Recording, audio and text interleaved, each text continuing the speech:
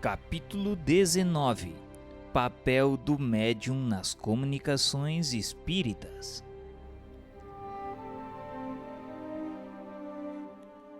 O médium, no momento em que exerce sua faculdade, está em um estado perfeitamente normal? Algumas vezes está num estado de crise mais ou menos pronunciado. Isto é o que fatiga e é por isso que necessita de repouso. Porém, frequentemente seu estado não difere sensivelmente do estado normal, sobretudo nos médiuns escreventes. As comunicações escritas ou verbais podem também provir do próprio espírito encarnado no médium? A alma do médium pode se comunicar como a de qualquer outro. Se ela goza de um certo grau de liberdade e descobre suas qualidades de espírito. Disso tendes a prova nas almas das pessoas vivas que vêm vos visitar e se comunicar convosco pela escrita, frequentemente sem que as chameis. Porque ficais sabendo entre os espíritos que evocais, há os que estão encarnados na terra, então eles vos falam como espíritos e não como homens. Por que pretenderias que não ocorresse o mesmo com o médium? Essa explicação não parece confirmar a opinião daqueles que creem que todas as comunicações emanam do espírito do médium e não a do espírito estranho. Não estão errados senão porque são absolutos, porque é certo que o espírito do médium pode agir sobre si mesmo, mas isso não é uma razão para que outros não atuassem igualmente por seu intermédio. E como distinguir se o espírito que responde é o do médium ou do espírito estranho? Pela natureza das comunicações, estudai as circunstâncias e a linguagem e distinguireis. É sobretudo no estado de sonambulismo ou de êxtase que o espírito do médium se manifesta, porque então está mais livre. Mas no estado normal é mais difícil. Aliás, há respostas que é impossível atribuir-lhe, por isso disse para estudar e observar.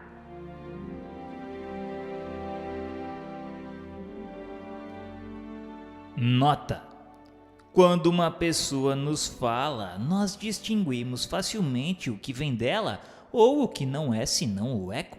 Ocorre o mesmo com os médiums.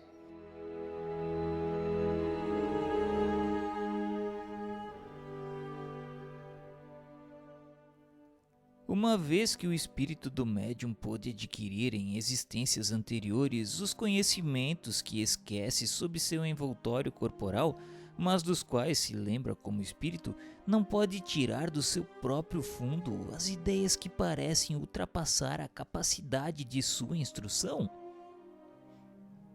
Isso ocorre com frequência no estado de crise sonambúlica ou estática. Mas ainda uma vez há circunstâncias que não permitem a dúvida. Estudai longamente e meditai.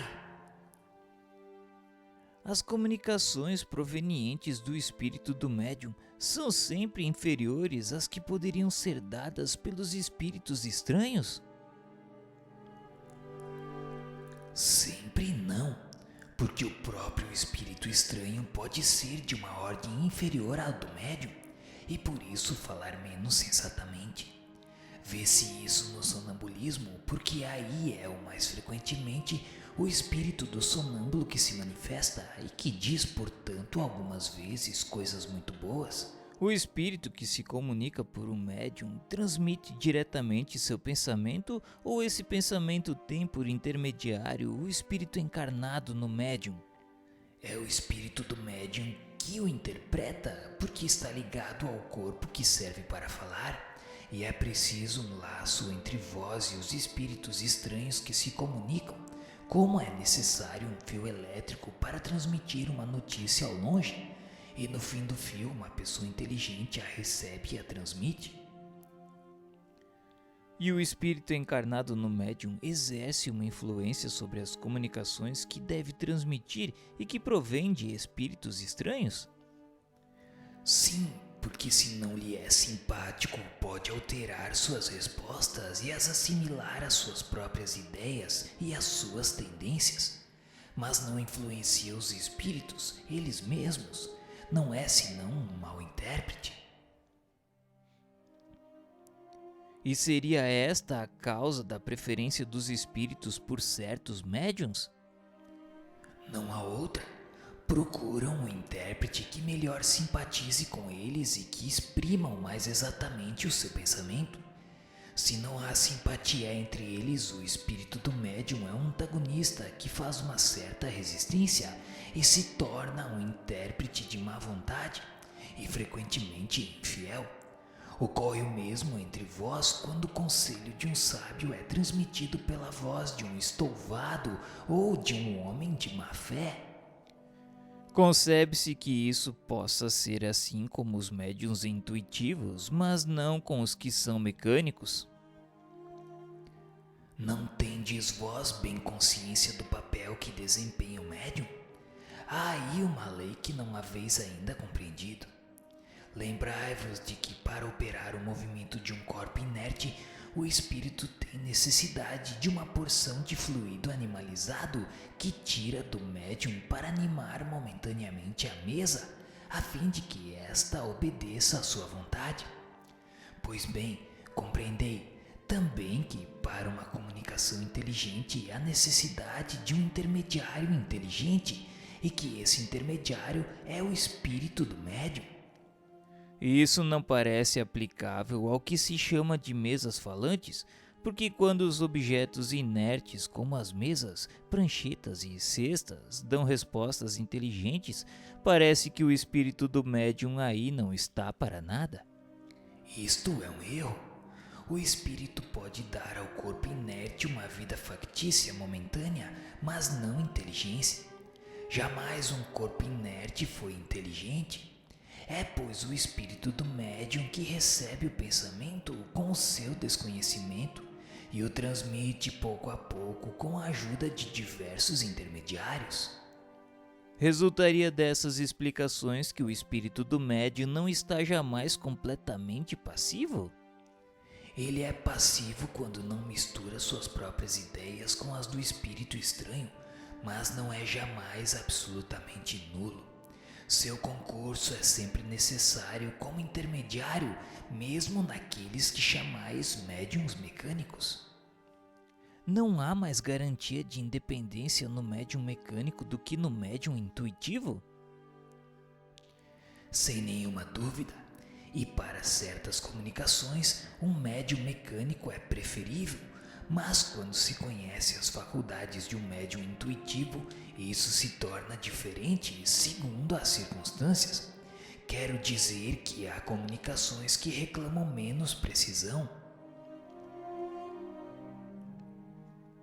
Entre os diferentes sistemas que foram emitidos para explicar os fenômenos espíritas, há um que consiste em crer que a verdadeira mediunidade está num corpo completamente inerte, na cesta ou no papelão, por exemplo, que serve de instrumento, que o espírito estranho se identifica com esse objeto e o torna não somente vivo, mas inteligente.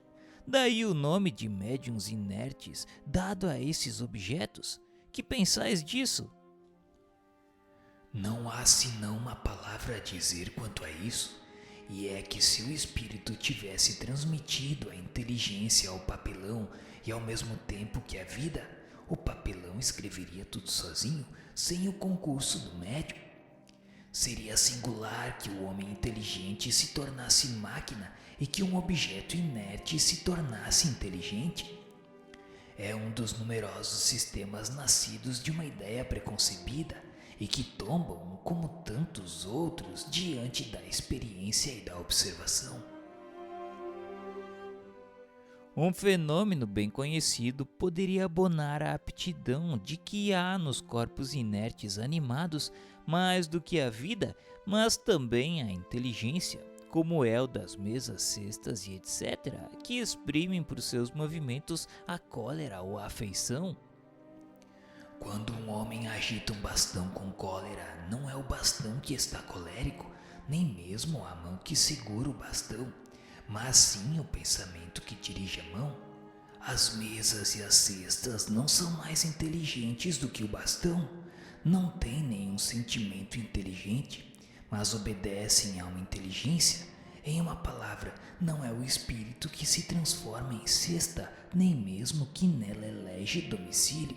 Se não é racional atribuir inteligência a esses objetos, pode-se considerá-los como uma variedade de médiuns em os designando sob o nome de médiuns inertes? É uma questão de palavras que pouco nos importa, contanto que vos entendais. Sois livres para chamarem o homem uma marionete. Os espíritos não têm senão a língua do pensamento, não têm a linguagem articulada, por isso não há para eles senão uma só língua. Assim sendo, um espírito poderia se exprimir por via mediúnica em uma língua que jamais falou quando vivia. E nesse caso, onde toma as palavras das quais se serve? Vós mesmos vindes de responder à vossa pergunta, dizendo que os espíritos têm uma única língua, que é a do pensamento. Essa língua é compreendida por todos, tanto pelos homens quanto pelos espíritos. O espírito errante, em se dirigindo ao espírito encarnado do médium, não lhe fala nem francês nem inglês, mas a língua universal, que é a do pensamento.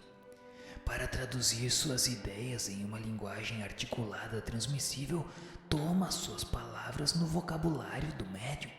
Se assim é, o espírito não deveria poder se exprimir senão na língua do médium, ao passo que pode ser visto escrever em línguas desconhecidas deste último. Não há aí uma contradição? Anotai primeiro que todos os médiums não são igualmente próprios para esse gênero do exercício, e em seguida que os espíritos a isso não se prestam senão acidentalmente, quando julgam que possa ser útil. Mas para as comunicações usuais e de uma certa extensão, preferem se servir de uma língua familiar ao médium, porque ela lhe apresenta menos dificuldades materiais a vencer. A aptidão de certos médiuns para escreverem em uma língua que lhe é estranha não resultaria de que essa língua lhe fora familiar em uma outra existência e que dela conservou sua intuição? Isto pode certamente ocorrer, mas não é uma regra. O espírito pode, com alguns esforços, superar momentaneamente a resistência material que encontra. É o que ocorre quando o médium escreve em sua própria língua palavras que não conhecia. Uma pessoa que não soubesse escrever poderia escrever como médium? Sim, mas se concebe que há aí ainda uma grande dificuldade mecânica a vencer, a mão não tendo o hábito do movimento necessário para formar as letras. Ocorre o mesmo com os médiuns desenhistas que não sabem desenhar. Um médium muito pouco inteligente poderia transmitir comunicações de uma ordem elevada? Sim, pela mesma razão que um médium pode escrever em uma língua que não conhece.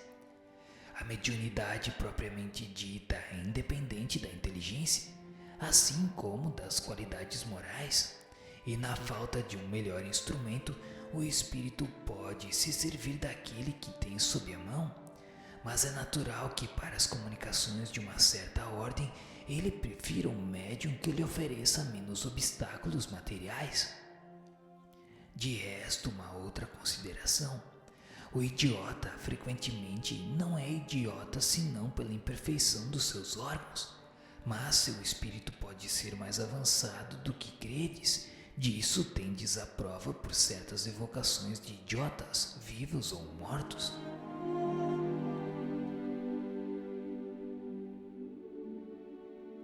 Nota: isso é um fato constatado pela experiência. Várias vezes evocamos idiotas vivos que nos deram provas patentes de sua identidade e respondiam de maneira muito sensata e mesmo superior. Isso é uma punição para o espírito que sofre o constrangimento em que se encontra. Um médium idiota pode, pois, algumas vezes oferecer ao espírito que quer se manifestar mais recursos do que se crê. Para maiores esclarecimentos, indicamos a leitura da Revista Espírita de julho de 1860, o artigo sobre a frenologia e a fisiognomia.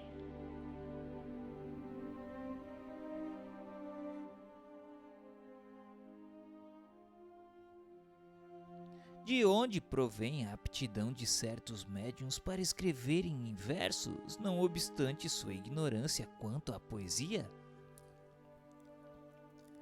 A poesia é uma linguagem. Podem escrever em versos como podem escrever em uma língua que não conhecem. De resto, podem ter sido poetas em uma outra existência. E como vos disse, os conhecimentos adquiridos não são jamais perdidos pelo espírito, que deve alcançar a perfeição em todas as coisas. Então, o que conheceram lhes dá, sem que o saibam, uma facilidade que não têm no estado normal. Ocorre o mesmo com aqueles médiuns, não obstante sua ignorância quanto à música e à pintura, que têm uma aptidão especial para o desenho e a música? Exatamente. O desenho e a música são também maneiras de expressar o pensamento. Os espíritos se servem dos instrumentos que lhes ofereçam maior facilidade. A expressão do pensamento pela poesia, pelo desenho ou pela música depende unicamente da aptidão especial do médium ou a do espírito que se comunica? Algumas vezes do médium, algumas vezes do espírito. Os espíritos superiores têm todas as aptidões, os espíritos inferiores têm conhecimentos limitados.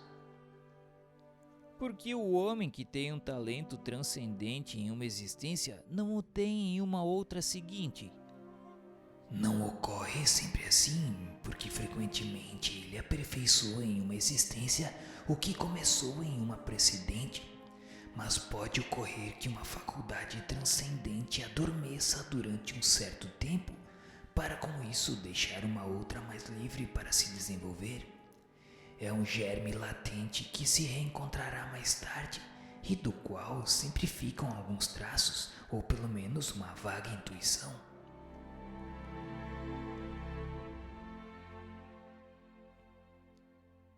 O espírito estranho compreende sem dúvida todas as línguas, uma vez que as línguas são a expressão do pensamento e que o espírito compreende pelo pensamento. Mas para manifestar esse pensamento é preciso um instrumento, e esse instrumento é o médium. A alma do médium que recebe a comunicação estranha não pode transmiti-la senão pelos órgãos do seu corpo. Ora, esses órgãos não podem ter para uma língua desconhecida a flexibilidade que tem para aquela que lhe é familiar. Um médium que não sabe senão o francês poderá acidentalmente dar uma resposta em inglês, por exemplo, se o espírito deseja fazê-lo. Mas os espíritos que já acham a linguagem humana muito lenta em relação à rapidez do pensamento, uma vez que a abreviam quanto podem, se impacientam com a resistência mecânica que experimentam. Eis porque não o fazem sempre. É também a razão pela qual o médium novato, que escreve penosamente e com lentidão, mesmo em sua própria língua, em geral não obtém senão respostas breves e sem desenvolvimento. Também os espíritos recomendam não fazer por seu intermédio senão perguntas simples. Para as perguntas de uma alta categoria, é preciso um médium formado que não ofereça nenhuma resistência mecânica ao espírito. Não tomaríamos para nosso leitor um escolar que soletre. Um bom obreiro não gosta de servir-se de más ferramentas. Acrescentemos uma outra consideração de grande gravidade no que concerne às línguas estrangeiras. As tentativas desse gênero são sempre feitas com um objetivo de curiosidade e de experimentação. Ora, nada é mais antipático aos espíritos do que as provas às quais se tenta submetê-los. Os espíritos superiores jamais se prestam para isso e se afastam desde que se vê entrar nesse caminho. tanto como se comprazem com as coisas úteis e sérias, tanto repugnam se ocupar com as coisas fúteis e sem objetivo. Dirão os incrédulos para nos convencer, e esse objetivo é útil, uma vez que pode ganhar adeptos para a causa dos espíritos. A isso os espíritos respondem: nossa causa não necessita daqueles que têm bastante orgulho para se crerem indispensáveis. Chamamos a nós aqueles que queremos e, frequentemente, esses são os menores e os mais humildes. Jesus fez os milagres que lhe pediram os escribas? E de quais homens se serviu para revolucionar o mundo? Se quereis nos convencer, tendes outros meios além da força. Primeiro começais por vos submeter. Não é normal que o escolar imponha sua vontade ao mestre. Disso resulta que, salvo algumas exceções, o médium exprime o pensamento dos espíritos pelos meios mecânicos que estão à sua disposição, e que a expressão desse pensamento pode e deve mesmo, mais frequentemente, se ressentir da imperfeição desses meios. Assim, o homem inculto, o camponês, poderá dizer as mais belas coisas, exprimir os pensamentos os mais elevados, os mais filosóficos, falando como um camponês. Porque, como se sabe, para os espíritos o pensamento domina tudo. Isso responde à objeção de certos críticos a respeito das incorreções de estilo e de ortografia que se podem vir a censurar nos espíritos e que podem provir do médium tão bem quanto do espírito. A futilidade em se prender em semelhantes coisas. Não é menos pueril interessar-se em reproduzir essas incorreções com uma minuciosa exatidão, como vimos fazê-lo algumas vezes. Pode-se, pois, corrigi-las sem nenhum escrúpulo, a menos que não seja um tipo característico do espírito que se comunica, em cujo caso é útil conservá-las como prova de identidade. Assim é, por exemplo, que vimos um espírito escrever constantemente Julie sem S, falando a seu neto, porque quando vivo escrevia dessa maneira, e embora o neto, que servia de médium, soubesse escrever perfeitamente seu nome. A dissertação seguinte, dada espontaneamente por um espírito superior que se revelou por comunicações de ordem a mais elevada, resume da maneira mais clara e mais completa a questão do papel dos médiuns. Qualquer que seja a natureza dos médiuns escreventes, sejam mecânicos, semimecânicos ou simplesmente intuitivos, nosso procedimento de comunicação com eles não varia essencialmente. Com efeito, nos comunicamos com os próprios espíritos encarnados, como com os espíritos propriamente ditos, unicamente pela irradiação do nosso pensamento. Nossos pensamentos não têm necessidade das vestes da palavra para serem compreendidos pelos espíritos, e todos os espíritos percebem o pensamento que desejamos lhe comunicar. Só pelo fato de que dirigimos nosso pensamento até eles, e isso em razão das suas faculdades intelectuais. Quer dizer que tal pensamento pode ser compreendido por tais e tais, segundo seu adiantamento, ao passo que entre tais outros, esse pensamento não revela nenhuma lembrança, nenhum conhecimento no fundo do seu coração ou do cérebro, não lhes é perceptível. Nesse caso, o espírito encarnado, que nos serve de médium, está mais apropriado para transmitir o nosso pensamento para os outros encarnados, se bem que não compreenda que um espírito desencarnado e pouco avançado não poderia fazê-lo se estivéssemos forçados a recorrer à sua intermediação, porque o ser terrestre coloca seu corpo como instrumento à nossa disposição, o que o espírito errante não pode fazer.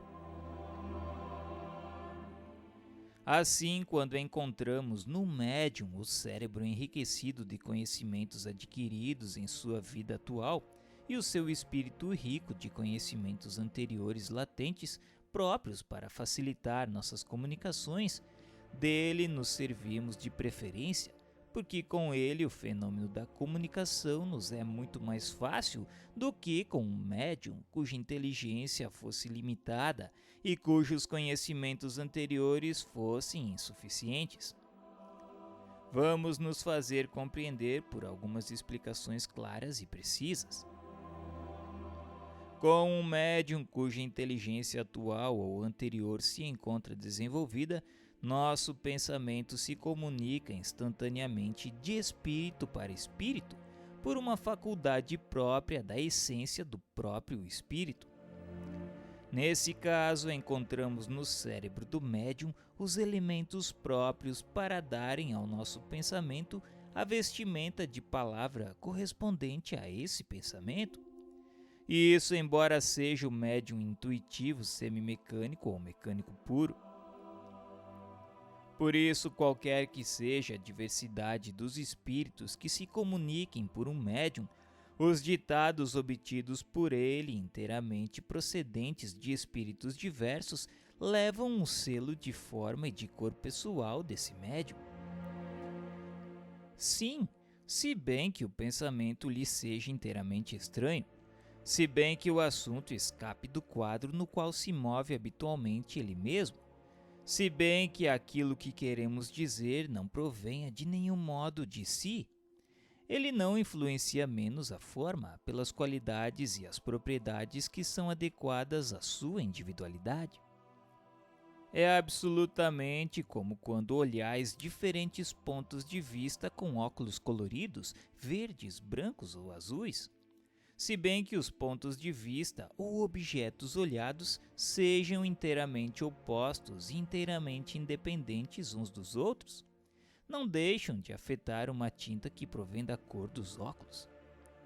Ou melhor, comparemos os médiuns a esses frascos de líquidos coloridos e transparentes que se veem na vitrine de laboratórios farmacêuticos.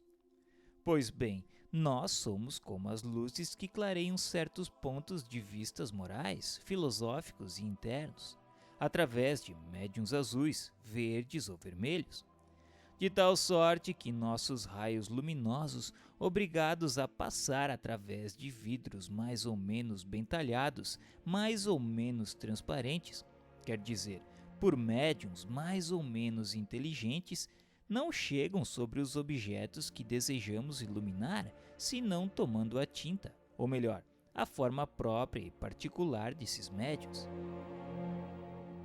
Enfim, para terminar por uma última comparação, nós, espíritos, somos como os compositores de músicas que compusemos ou queremos improvisar uma música e não temos à mão senão um piano ou um violino, ou uma flauta ou um baixo, ou uma gaita barata. É incontestável que com o piano, a flauta ou o violino nós executaremos nosso trecho de maneira bem compreensível para os nossos ouvintes, se bem que os sons provenientes do piano, do baixo ou da clarineta sejam essencialmente diferentes uns dos outros. Nossa composição não deixará de ser identificada a mesma, salvo os matizes dos sons. Mas se não temos à nossa disposição senão uma gaita barata ou um funil de água, aí está para nós a dificuldade.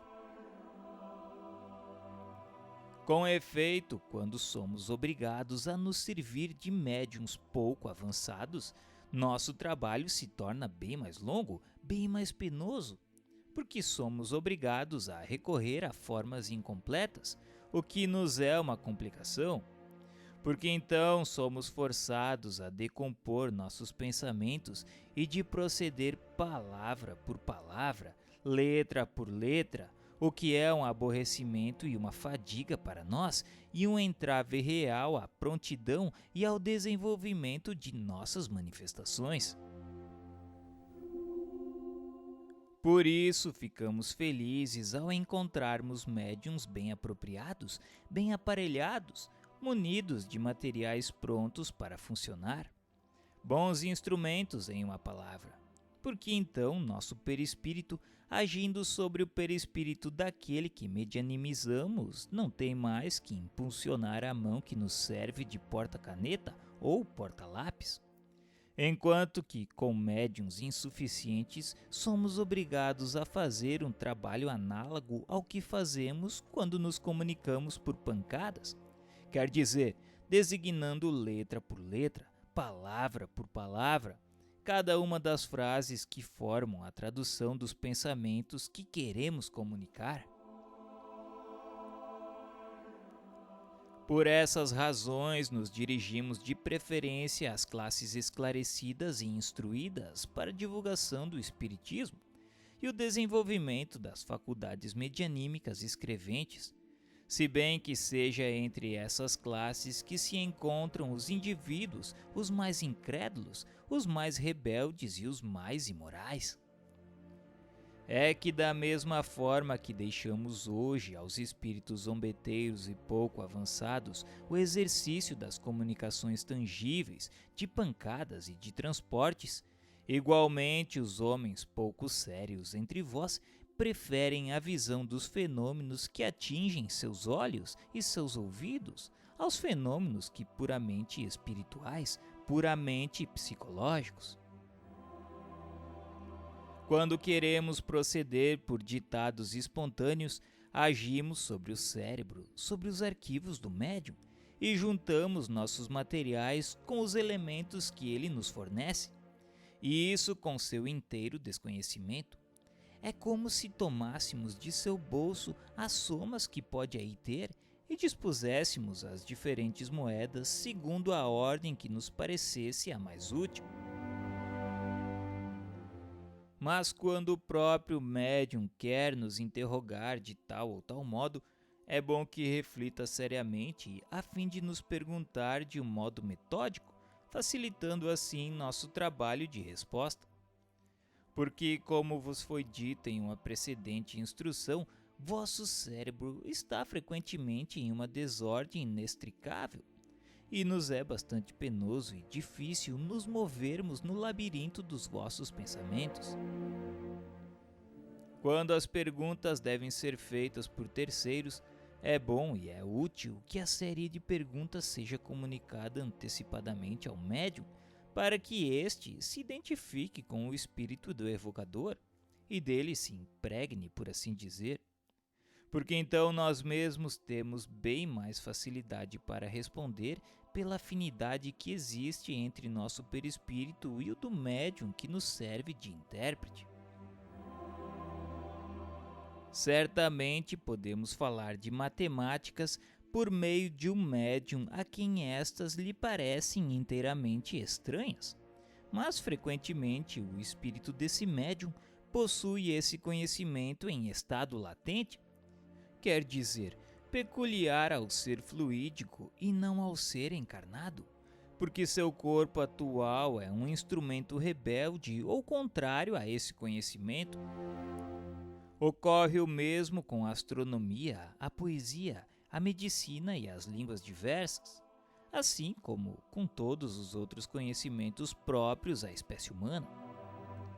Enfim, temos ainda o meio de elaboração penoso em uso com os médiuns completamente estranhos ao assunto tratado, reunindo as letras e as palavras como em tipografia.